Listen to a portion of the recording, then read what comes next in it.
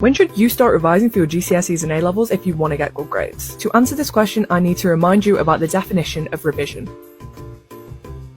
In academia, the act of revision requires you to look again at the things you already know and understand, and to review your course materials. Why am I telling you this? Because when most people are revising, they're not revising, they're learning. Most people didn't thoroughly understand what was happening in the lesson, so they are learning this again. If you thoroughly understood something as you went along, the revisions should sort of give a light bulb and bring back everything that you learned. You should remember these things. They should all be coming back to you when you're revising. It shouldn't be something that you've seen for the first time, or something that you'd had completely forgotten. For GCSEs and A-levels, there is a lot of content, and you need to be constantly reviewing this as you go along. For some subjects it's easier than others. For example, in maths, you're constantly using things that you learnt last week to do next week's content. Not always the case, but it's more so than in subjects like English, where you could be doing a completely different text. So answering the question, when should you start revising?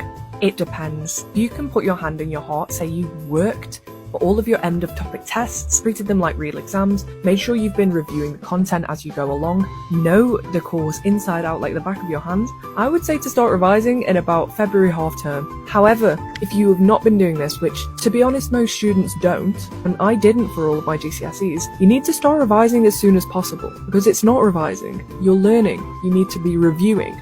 And you need to be going over things that you didn't completely understand in the lesson. Start now, do little and often, make a list of things that you don't completely understand, and trust me, you won't regret it. If you like this video, then follow me for more GCSE and A-level study tips.